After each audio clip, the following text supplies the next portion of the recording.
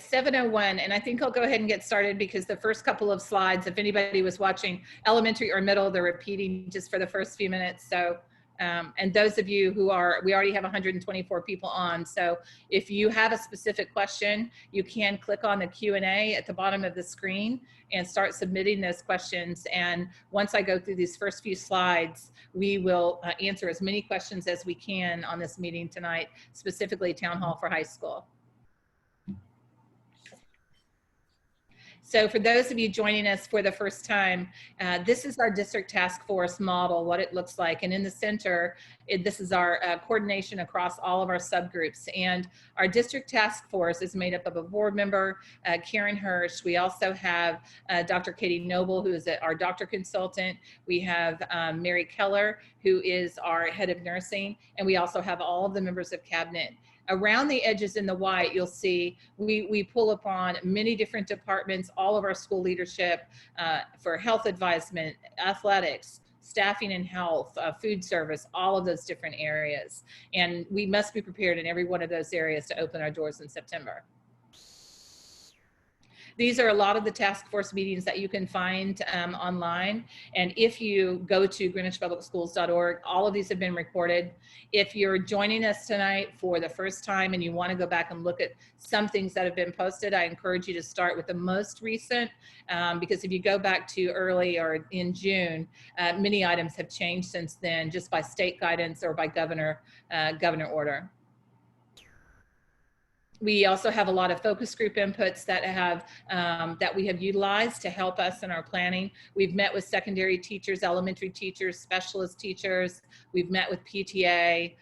We've also had a large community town hall, and we have a question and answers input from the community. We also had one from the staff, and we have a question and answer document online. It was about 500 questions, and we continue to add to that as we get new questions. So if you really want thorough reading, answers to lots of your questions, you will find them there on the website by clicking on the reopening page.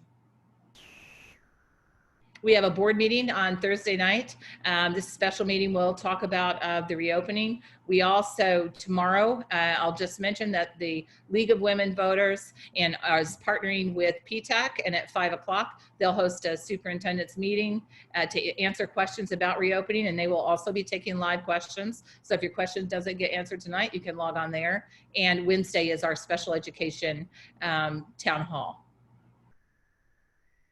So I just want to answer one question up front that I get a lot, and this is in the decision-making process. And this chart is relatively new in the past week or so. It was adapted from the Harvard Global Health Institute, and this is what the Connecticut Department of Health have given us to utilize in our decision-making process. And when you look from left to right, it has the leading indicators, and it's based on the number of new COVID cases on a 7-day rolling average per 100,000 population. So if it's yellow, that means that there are 10 or less cases, and it's low. That means we should be in-person learning. Moderate, when you would move to hybrid, is that 10 to 25. If you start seeing 25 or higher per 100,000 over a 7-day, that is when that would favor moving to remote learning. And again, that's a question that we get quite a bit. Now down on the bottom, there are some secondary indicators, and I'm not going to walk through these, but I know we'll probably have some questions about that. And for the high school, this is important because there were things that we could not meet for the secondary indicators, and probably one of the greatest ones is cohorting, simply because of the complexity of the high school schedule that moved us to the orange. This is the only level in our district where we are hybrid, and again, it is based on that one aspect that we could not meet, which was cohorting. And this is just showing you some of the statistics that we are in that yellow as far as a risk level. When you look at how they keep the data, they take all of the data from Greenwich. Our health department sends that to the Connecticut Department of Health every week, and then this chart is updated. This is representative of Fairfield County, and again, when you see our rate is very low per 100,000, it's at 2.6. Which is, we're in a really good place to be able to open our doors. And again, that's why at the state level, they're putting, as a district, as Fairfield County, putting us in a low in-person learning is where we should be, in that yellow. So we are now going to start taking questions, and Dr. Carabilla and I will alternate. And we'll be taking the live Q&A. So if you have a question, again, on the bottom of your screen, you can click on where it says Q&A, type your question, and we will answer as many questions tonight as we can during this hour. And thank you to Ralph Mayo for joining us as the leader of our high school, and he's going to help us answer some of these as well. Dr. Carabilla, do you want to start the first question? Are you muted? Thank you so much. Yes, I was. Are we considering moving the start date back until mid-September?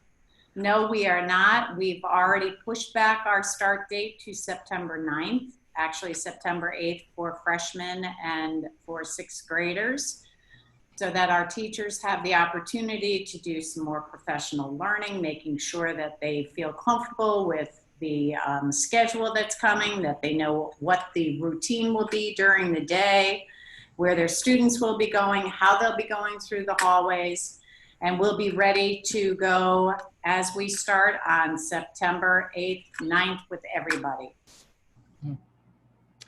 Here's another question. Probably Mr. Mayo, you can answer this. My ninth grader has chosen remote learning.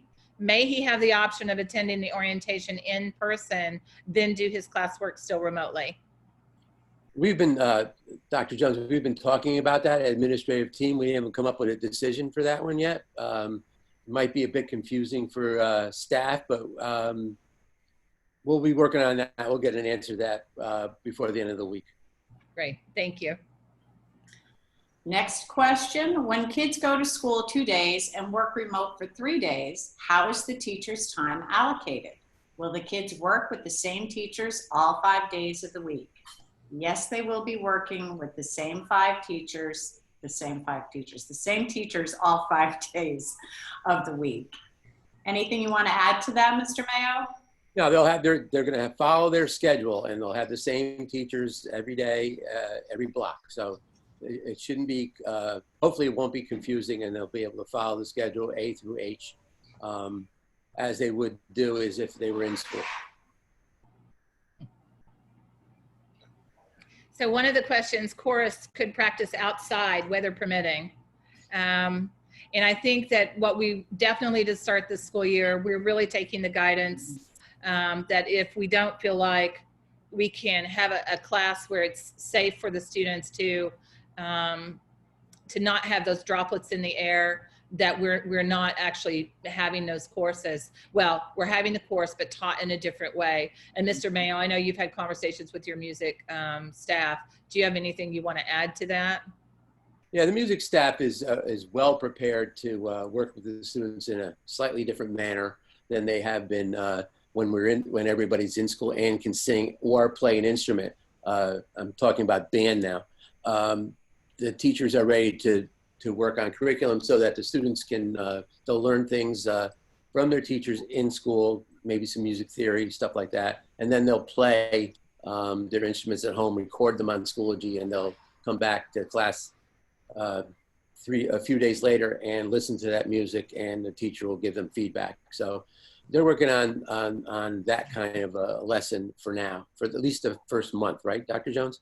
Absolutely. And again, we've learned from those schools as they've reopened around the country, and chorus, and anyone that was watching what happened even with the large Georgia camp just a couple of weeks ago, they really feel like it was chanting and singing was what caused such a high rate of cases. And so we want to be as cautious as we can listening to those health professionals. We will be having orchestra. We have room in the orchestra room. keep students far apart so that they'll be able to, when they're in school, they'll be able to come in and practice with their instruments.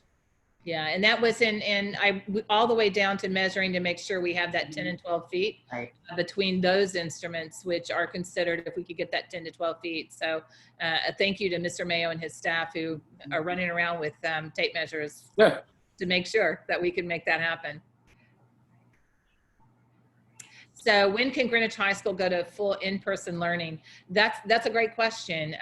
Right now, we have too many students to be able to move safely around the building according to what the health and medical professionals are telling us is important. And we'll be watching what's happening around this region as we open our doors. And, you know, at some point in time when the health and medical professionals feel like things are working well, we hope that's sooner than later, but it will probably be after there is some sort of immunization.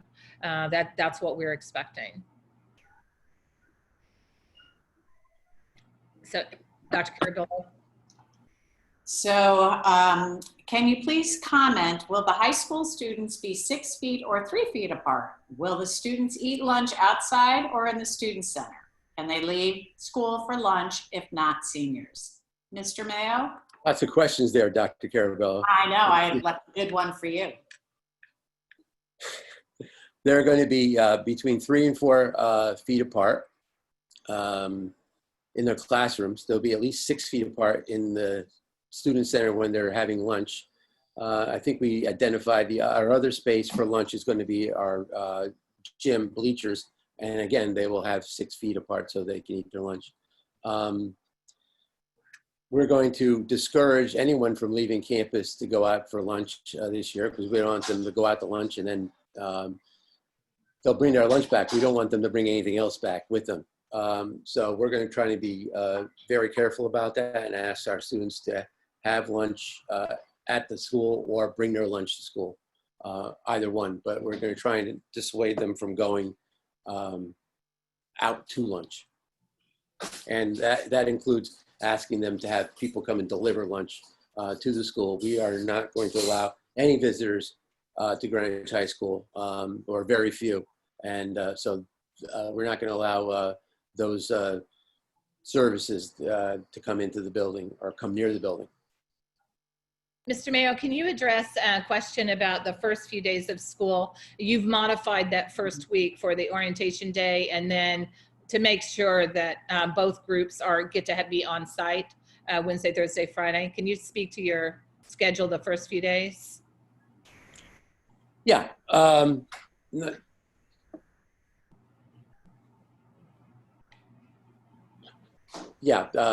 The Tuesday is freshman orientation, and we're going to bring in half of the freshmen in the morning and the other half in the afternoon. The next day is the first full day of school. We're going to again bring in half of all our students in the morning and half of all our students in the afternoon. And then Thursday will be, I think it's a Greenwich cohort day, and then Friday is a Cardinal cohort day. We decided to do that so that when the students came into Greenwich High School on Wednesday, we can orientate them and let them know what we expected of them during this pandemic.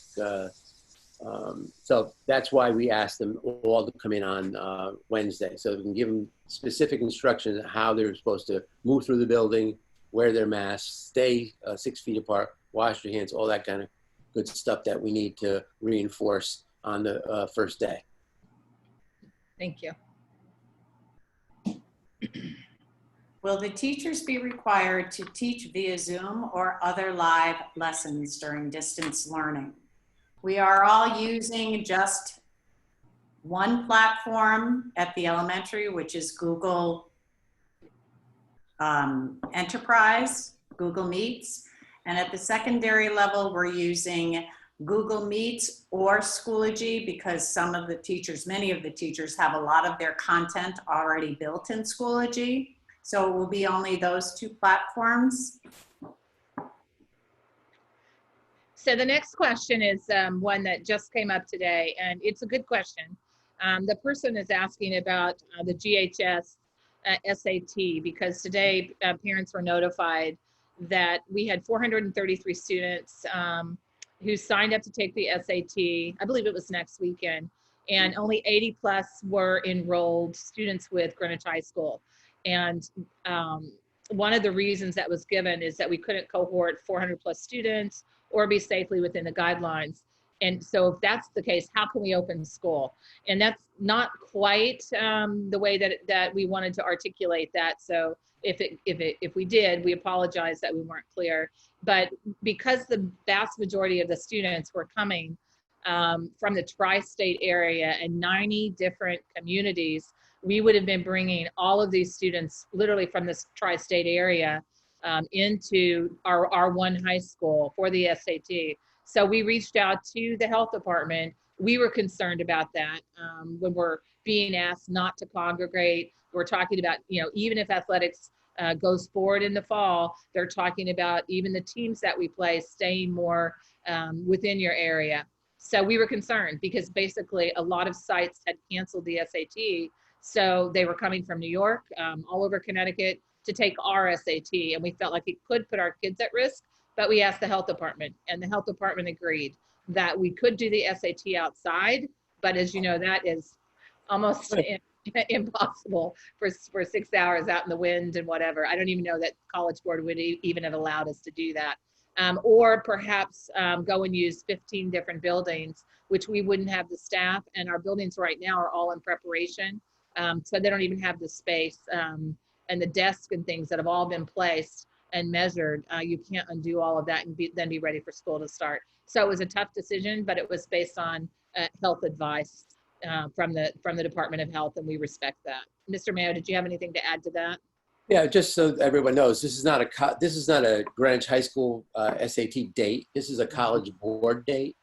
So that's why all these students from all these other towns were able to sign up for it. If we could have had it just for Greenwich High School students, we certainly could have done it, but it was for the tri-state area. So all these students that are not part of our school were able to sign up. So we didn't feel it was a safe way to start school off. The next question hasn't been decided who's in which group in terms of Monday, Tuesday, or Thursday, Friday. And the way that process has worked for us as a district is we have to be prepared actually all the way from pre-K through 12. Should we ever have to just change to go hybrid or full remote, we have to be prepared for all three of those. So the high school did that work and looked at their entire student body and where the middle split to balance the two groups would be. We then ran all of the data for the district level and looked at where is the split for the district. Then we went and looked at each school. So we have figured out where that first cohort is, where the second cohort is. And I believe, correct me if I'm wrong, Mr. Mayo, it's A through LEG is the first cohort, which is like the Monday, Tuesday. And then the second cohort is LEH through Z. And that's correct. That's right. Yeah. And that will be, if we had to go, let's say we were a month into school and that chart where we saw the yellow and it, and it moved to the next color, orange, like pre-K through 12, that way all of our families, if you have siblings at another developmental level, would all be on the same days across the entire district. So we've done all of that work. Now, you could have, and just very, very few, a handful, let's say we have a student and they are an only child, so they don't really have any other siblings, and they needed to balance a biology class out or a calculus class out or something where you didn't have 14 on one day and only 4 on another. They could hand place or hand move a student, but then they would let the individual family know, hey, we need you to come on Monday, Tuesday instead of Thursday, Friday. And especially you may see more of that probably at a lower level than you would the high school. But we have balanced that out, and that information will all be going out, before school starts. So I have a question for you, Mr. Mayo. How are science teachers handling labs if some kids are in class that day and others are not? Yeah, but Mr. DeLuca, our program minister for science, just sent us a draft out about how he would be handling lab experiments and taking into consideration that some students would be full remote, some students would be there, some would not be there. we're looking at using our, the majority of the labs would be by computer. They wouldn't be hands-on labs, but there may still be some hands-on labs, and he's still trying to work that out, and he's been in discussions with his staff. So we'll have to get back to you on that one. But this discussion has started, and we're getting there. We're getting pretty close to where we want to be in terms of labs. Thank you. Mr. Mayo, somebody's asking about theater and how you're going to handle theater. Well, we're not going to have any concerts or theater productions this year, but we're still going to have our theater classes. They're going to be smaller. Again, it's one of those classes that we're going to be very careful with in terms of keeping the students socially distanced, because we all know that when you speak loud or you speak, project your voice, there's lots of stuff going out into the air that we are not comfortable having. So we're going to be working with Mr. Cohen and Ms. Sigriano and make sure that everybody's safe doing that. But I think we can still have our theater classes. And I think that, you know, they were talking about last year doing a production online, just like we may have a band or a concert and concerts online. So we're going to work on that as we move through the year. But first, we have to start the year and make sure that everyone's safe in terms of working in those classrooms. The next question, Mr. Mayo. Dr. Carabello, your sound went out. Great. Okay. Yeah. Yes, very good. Interesting. Can you hear me now? Yes. Okay.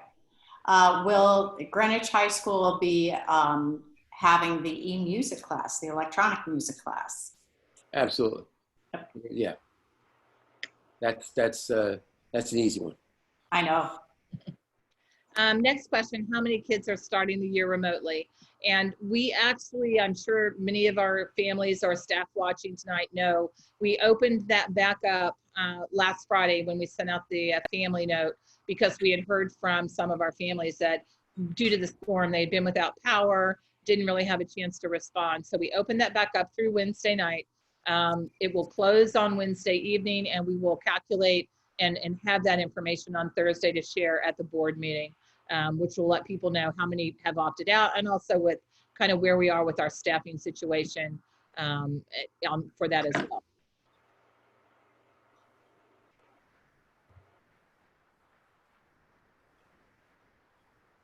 If a student is temporarily homesick, can he or she still attend his class, but online, even if it's an in-school day?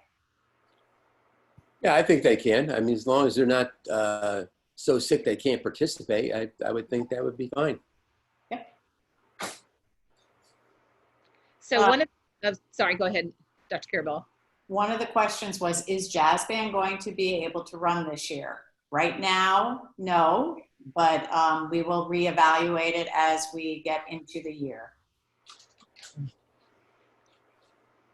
And I will say too, we are looking at what we can do virtually, not just ignoring that that's not important to those students. So our music department was fabulous last spring and trying to connect students to keep the learning going. And we will still continue to try to do that in the fall. So what a day will look like. Somebody's asking about remote learning and what it actually would look like for a student. So the student is actually at home. They have their schedule that has been built in Greenwich High School. And for the most part, they will be able to web stream live into the classroom with their teacher. The other benefit to that is that because they have their actual schedule, you know, they have the teacher who has the content knowledge in front of them teaching. But also if they decided it, let's say January, you know, the year had gone well, or November, and they wanted to come back, it's pretty seamless, because they're really, the only thing they have to learn is the protocol for how to move around the building, where the classes are located, but they've been with that teacher since the beginning of the year. Now, we may have some unique circumstances where a teacher is remote and that teacher may be one or two specialty teachers that can teach that subject. And if that's the case, they could have that teacher remote and not based at Greenwich High School. But that would be, again, in some of those unique circumstances where it could be a foreign language or something of that nature that the teacher was not able to be on campus. So it could be blended when you think about it for secondary, but we're trying to keep kids connected with their classrooms and connected with their teachers. Any idea about CIAC and making a final decision on sports? Mr. Mayo, I know you sit on the committee. Yeah, it's becoming pretty well known. Anyway, Dr. Jones, just heard today that the Department of Health will be meeting with the CIAC Board of Directors, not the Board of Directors, but their Executive Committee on Thursday. So we might get some information on not fall sports, but on football and volleyball, hopefully on Friday. Yeah, and we know how hard this last week has been to kind of have different decisions coming forward. So we're hoping that they make some, quick decisions. Obviously, it's a tough one just for the health and safety of students. Will our special education population be allowed to attend 4 days if they're needing that extra support? So, Mary, could you comment on the work you've been doing on trying to, determine who would be coming on those Monday, Tuesday, Thursday, Friday days if they need it? Mm-hmm. I don't know if she's on. Oh, She's on, but she's muted. We've been working with primarily the secondary administration to look at what would be the characteristics of a student we would recommend to come in for 4 days. Our plan right now is that nobody would be in the building on Wednesday. Originally thought we'd try to bring in students 5 days a week, but the need to deep clean the building and having students in the building while people were cleaning just mitigated against that. So we've looked at two different set of characteristics. The first is we took the recommendation from the state of how they would describe a learner with high needs. And it's those students who have the most comprehensive set of disabilities. But we also wanted to make sure that we looked at those students for whom distance learning during the spring semester was impacted by their disability. So we looked at their ability to participate in classes, to complete work. We also are looking at things like students who had risk assessments completed on them during that period of time. And we're also looking at students for whom distance learning was so difficult that it put them at risk of not graduating. So we've developed it's a preliminary set of characteristics. What we're going to do now is to pick some students, run them through the characteristics just to make sure that we're picking up the right students who really need the 4 days in order to be able to benefit from education. And then we're going to compare it to those students who've asked for remote and make sure that we don't disproportionately impact the cohorts. So we have a draft right now. We're hoping to have it out to schools in its final documentation by the end of the week so that we can start notifying families of those students that we're considering for 4 days a week.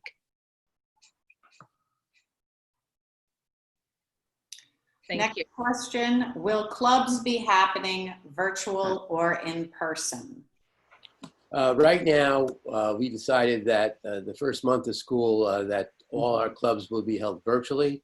And then we're going to make a decision probably on or about October 1st on how we're going to move forward. But right now, we're going to start our clubs, and we expect to start all of our clubs at the beginning of the year, as we normally do, with a virtual club orientation, and then we'll make a decision as we move into October. What are the average and max in-person class sizes?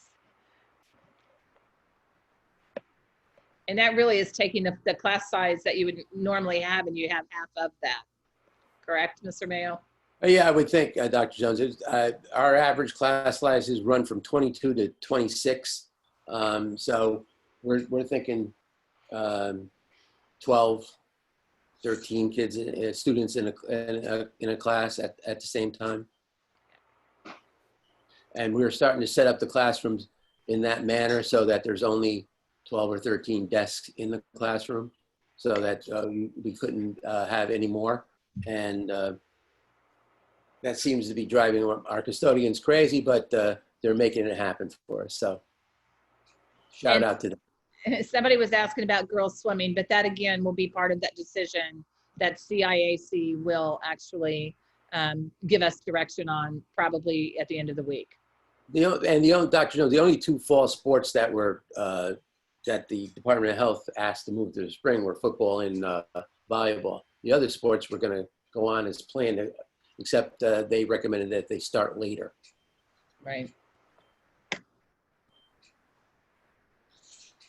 Okay, will remote learning students be able to ask questions during their classes like the in-class students?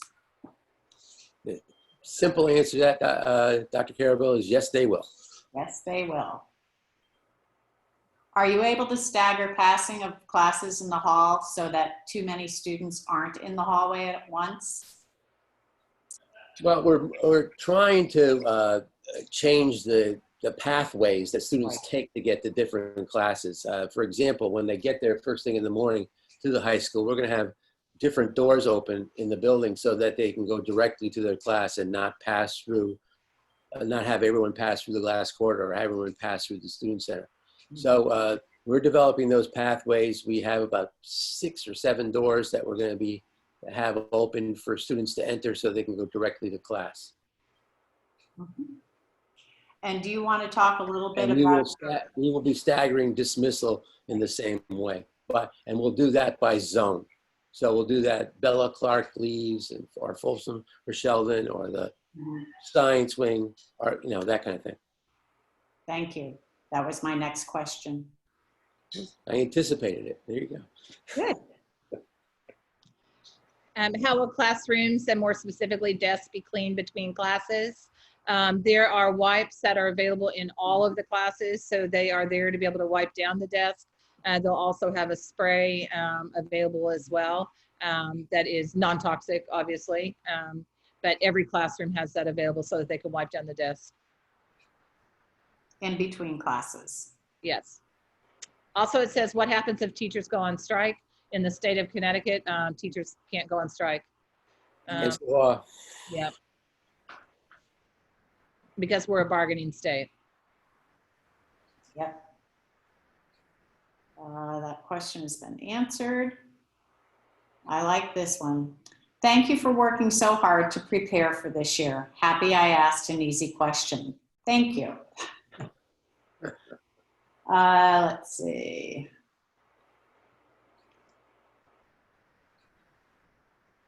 If we decide to switch to remote learning after Wednesday, who do we contact at each school level?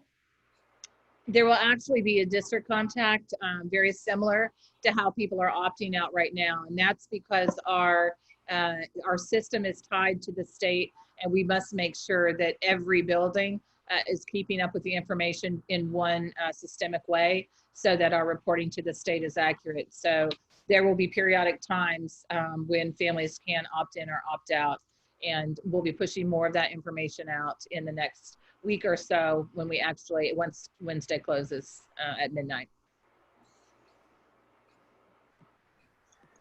Are we all passing on gym class and using gym to hold regular classes?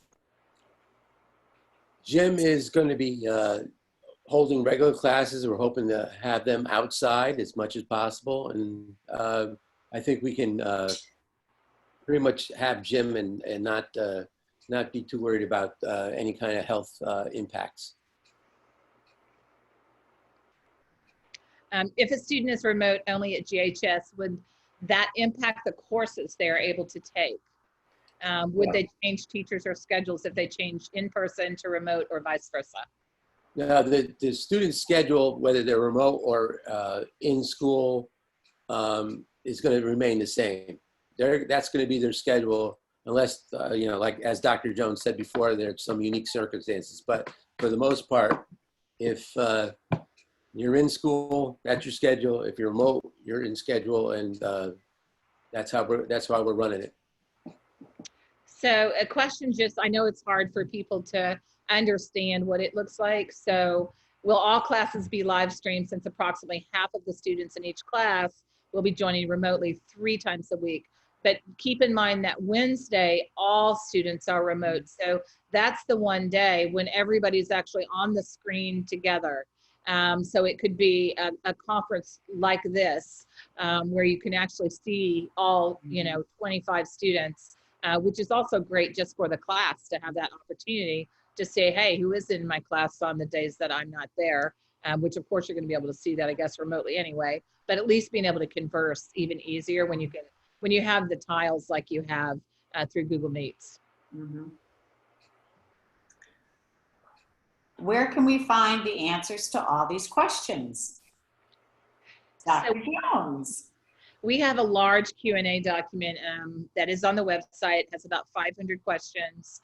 And all of these, from the elementary, the middle, and the high school town halls tonight, we will take these questions, we archive them. If it's a question that hasn't been asked before, we will actually try to do our very best to get them answered and get them updated in that document. And again, we try to answer as many of these as we can.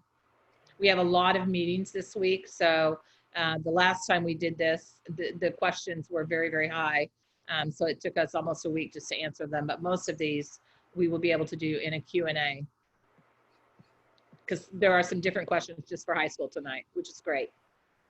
So one of the questions, Dr. Jones, is would you please address what the Wednesday deep cleaning will entail? Wednesday is really a time for our cleaners to go in, just have even more time to go in to do the restrooms, do all of the handrails, the stairways. Greenwich High School is a very large building. And by the time students leave in the afternoon, you're trying to do that fairly quickly in the evening. And this is, again, just another day where we can go in and just even do a higher level of disinfecting, trying to touch everything, touch the soda machine, well, not the soda machine, but whatever we want to call those, touch the machines, anything that is a high touch area, being able to really take a day, and where you're cleaning a restroom, you're wiping everything down and nobody's coming in 5 minutes later. So you're able to really get on top of the building a little better. Here's a question for you, Mr. Mayo. I know that you've been talking about this question because we actually talked about it, I think it was yesterday in one of our meetings. Will there be additional parking options for seniors and juniors given the reduced number of students? Well, Dr. Carabello, juniors are not allowed to drive to Greenwich High School. They haven't been allowed to drive to Greenwich High School in a few years. All seniors, while we're on this hybrid schedule, we will be able to obtain a parking pass.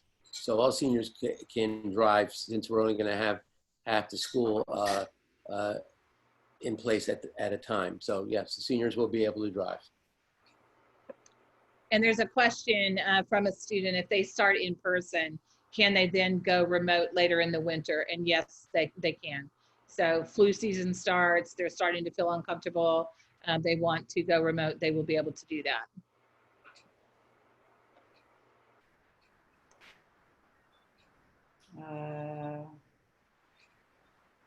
Is there any scenario that the number of days students can attend will increase if incidence stays low in the community?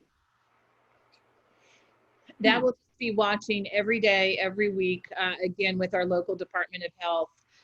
It is fairly low right now, but again, they're still recommending, because there is no immunization, face mask, social distancing, cohorting. So even if it dropped to another, percentage lower, it would be difficult for us until they can tell us that non-cohorting is okay, because we have to be able to meet those secondary factors, which we can't do given the large size of Greenwich High School and the complexity of the schedule.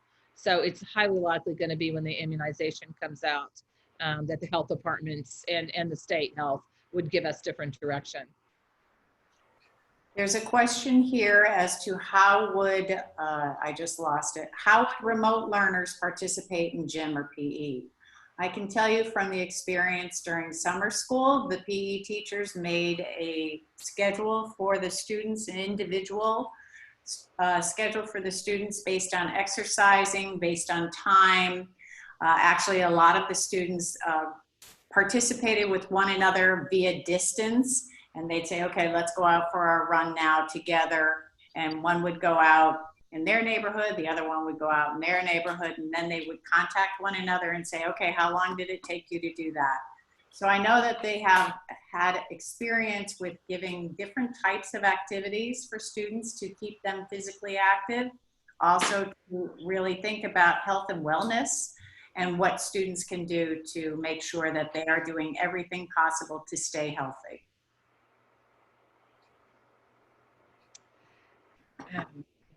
Will students who have the flu still have to quarantine as if they had COVID? Generally, if they have the flu, they've actually had that flu test, and you know the doctor knows that it's flu versus COVID.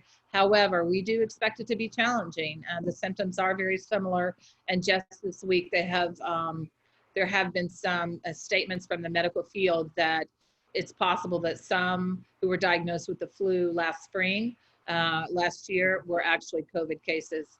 So it's just going to be case by case. But if they know it's definitely the flu, usually the flu can often be almost the same time as the quarantine period anyway. But that will be up to the medical professionals. Since the district is buying massive amounts of hand sanitizer to be available to the school population, how are you making sure that the manufacturer you ordered from is not on the massive list of toxic sanitizers that the FDA has published? Did you check that the manufacturer is in fact not on the FDA list? Thank you. Yes. Yes. Yes, we have. Okay.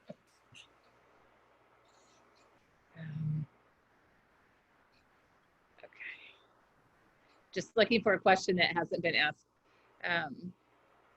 How will midterms or tests be conducted for online students?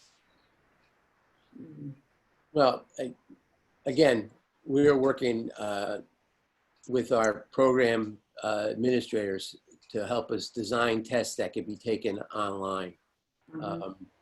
If AP can develop a test for the students that are in those courses, we certainly can do the same thing.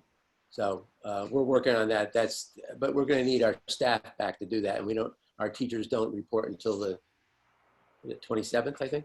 So we need them there to help us with that. So we're working on that, and we'll have some different types of assessments that we're probably going to be able to use after this whole pandemic is over, which will be, I think, beneficial to our students. Absolutely. So can remote learners take the PSAT in person in school? I would believe, Dr. Jones, that would be their choice. If they wanted to come in for the school day SAT, they can certainly come in. Absolutely. So Mr. Mayo, this question is about learning centers. How will learning centers be run? When will the kids be able to get extra help, particularly the remote learner?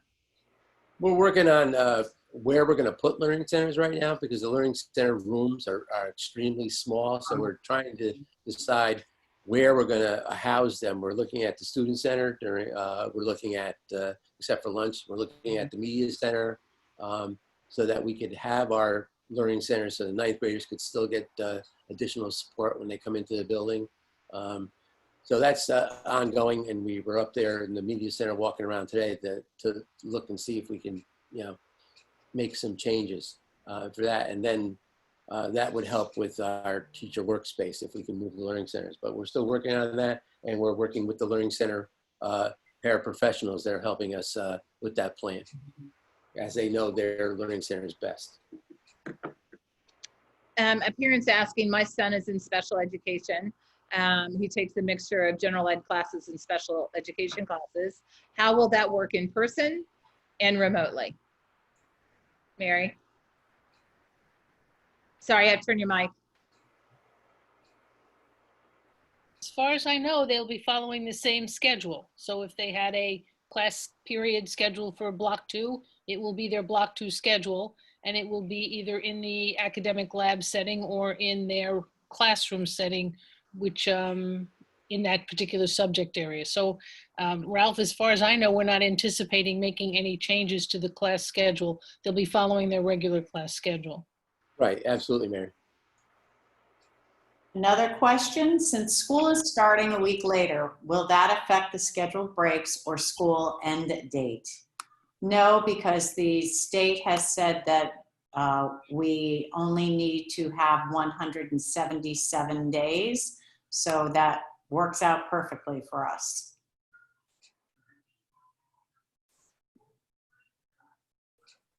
Who do we contact to register for transportation if we live more than 2 miles away? Also, if our child hasn't received an email account, who do we ask for the email? So for transportation, we will have information going out because we need our families to elect if busing is going to be critical for their family. One of the things we are asking families to do is to drive their students if at all possible, so that we can have some social distancing on our buses. We did ask this in a survey question at the end of the year and had good response that families were okay to drive their students, knowing that we're trying to save those bus seats for families where it's absolutely essential. And again, that will go out in the next week or so for those families that believe that they absolutely must have a bus in order to get to school. And as far as receiving an email account, there is a portal support help account that you can email. If you can't find that, certainly email your school. And Dr. Jones, I have that. It's support@greenwich.k12.ct.us. So again, that's support@greenwich.k12.ct.us. There's a question here for Mary. How will related services be handled on the days that the student is in person? We're going to the maximum extent we can, have the related service providers go to the houses rather than have the students traveling around the high school. Particularly that is true of speech. Sorry, my lights went out. We're trying to keep students, keep staff from moving around the building to increase contact with other students. So to the extent we can, we may adjust schedules to have them in a house longer and working with just the students in that house, and then move on to another house and serve the students in that house. We're still looking at schedules depending on which students are coming back and which students are going to be full remote. But we have had experience doing what's referred to as teletherapy, which is what we did last spring. So it will be a combination of both face-to-face, and we may substitute or supplement it with some teletherapy depending on the schedules of the students. A question here, your teachers are creative and hardworking.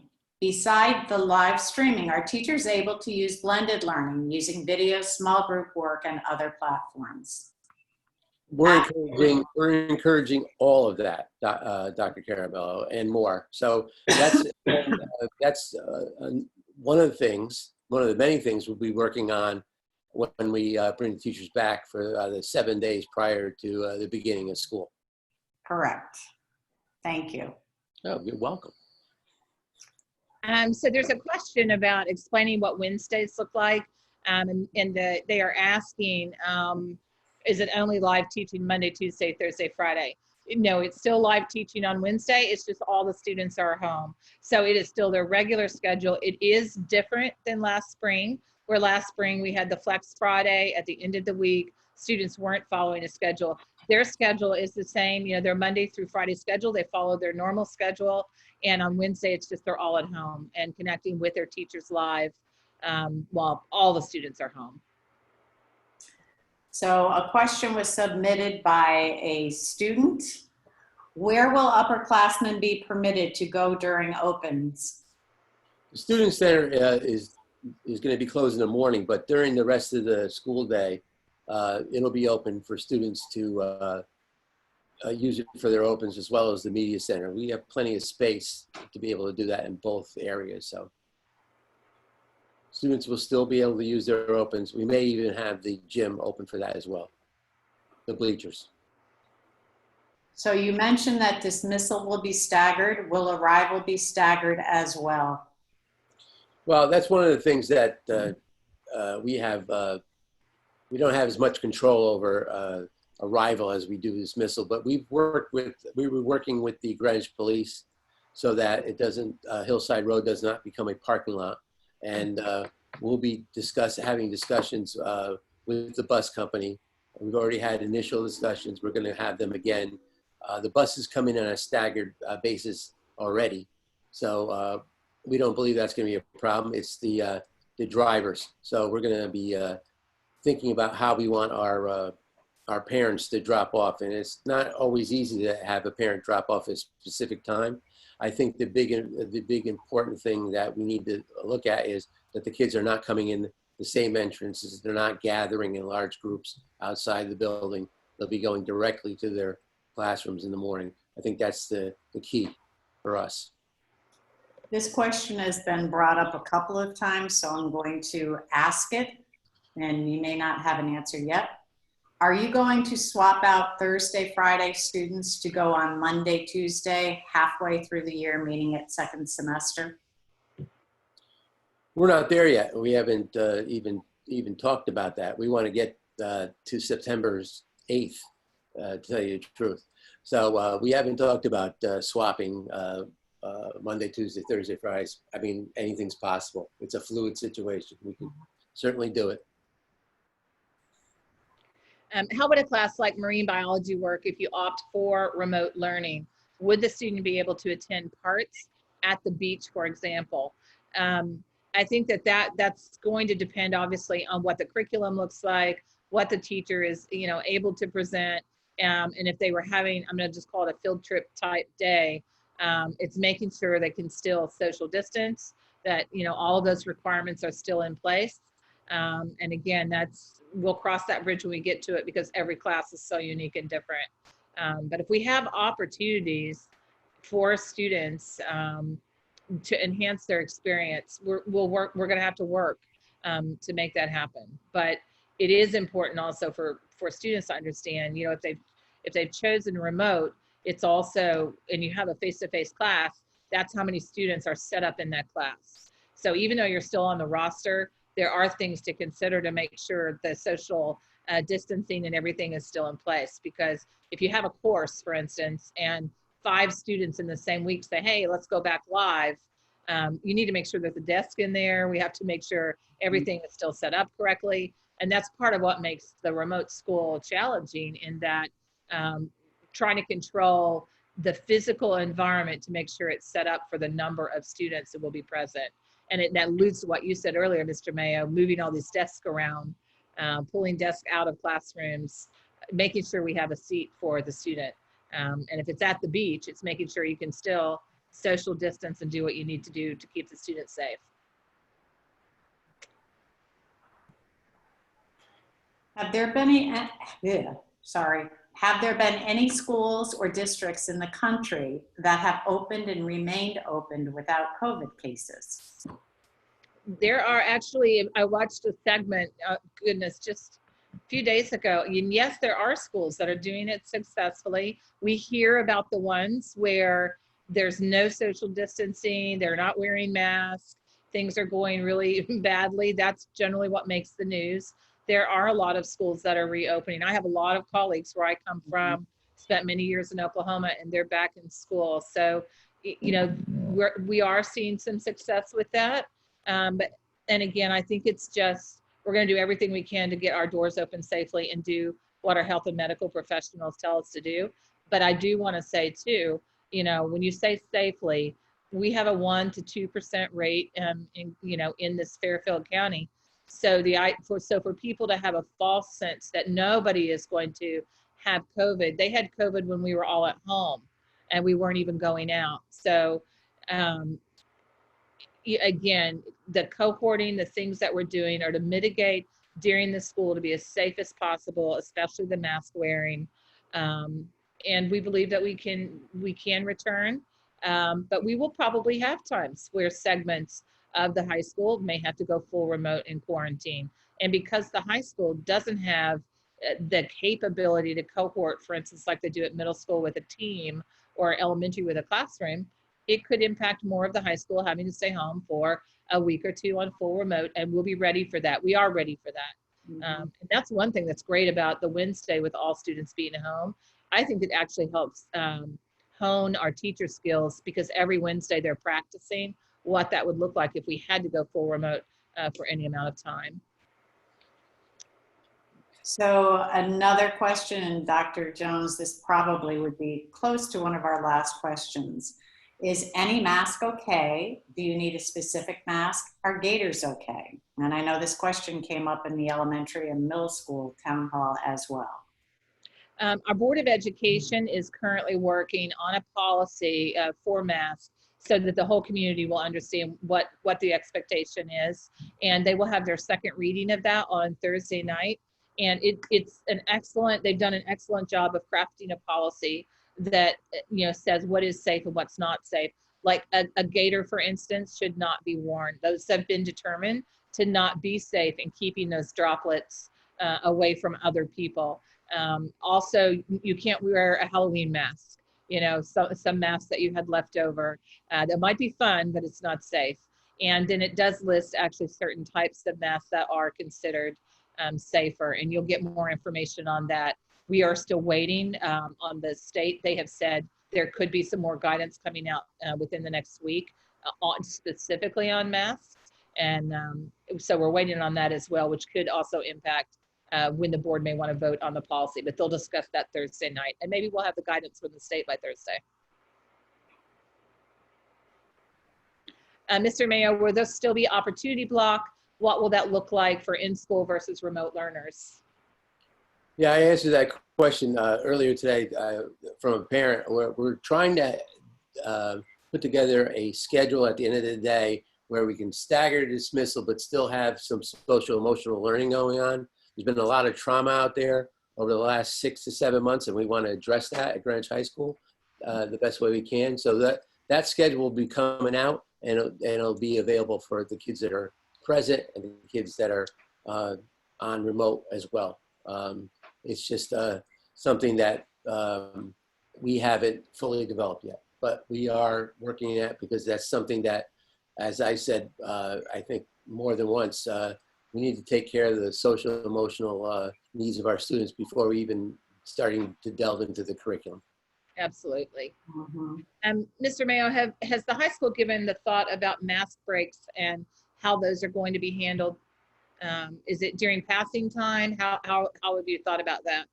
Well, I don't think during passing time, Dr. Jones, but we still have to, again, staff's not in yet. We haven't talked to them about those kinds of things. That could be possible during a 51-minute class. The student may need to, especially when we first arrive back at the school, they're not used to wearing masks all day. They may need to take a break during class. They may not. They may be able to go into the student center and not wear their masks if there's, or they may be able to go outside. We're buying lots of additional furniture for the front circle, the front patio, so that students can go out there and take a mask break, or go out there during their opens as well. But I would suggest students start practicing wearing their masks for periods of time so they can get used to it.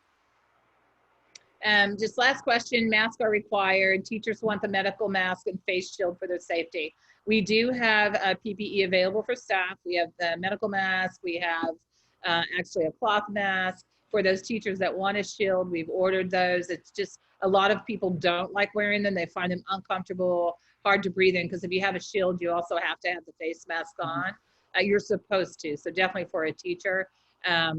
But again, yes, we have purchased those items. They're all being delivered out at the schools right now. Just to add on to that, Dr. Jones, the N95 masks are extremely uncomfortable. Yes. Because they're binded really close to your face, and I can tell you they hurt. My daughter's a nurse. She wears one, and you really got to get used to that one. So just 2 more as we close out the night, and I'm being thoughtful of a few people that have been on since 5 o'clock doing all these town halls in a row. So thank you for that. What are you doing with the cafeteria, Mr. Mayo? What will it look like? I think some students may be asking. We've taken the tables out of the cafeteria and we put desks in, so students can eat at individual desks that are 6 feet apart. It's not the best setup. It's not something that students at Greenwich High School are used to, but it's the safest way that we could serve lunch to students. And we have to serve lunch to 1,400 students each day through 4 lunch waves. So that's one of the ways that the student center will be set up. But we're also going to have, as I said, the front patio is going to be a place where we're going to encourage students to go eat. Possibly meeting room 1 and 2 in the meeting center, and definitely our gym bleachers. And my last parting thought, just because I've seen a few comments on here, I think, people are nervous about sports again. And so we have several students, I think, on here tonight.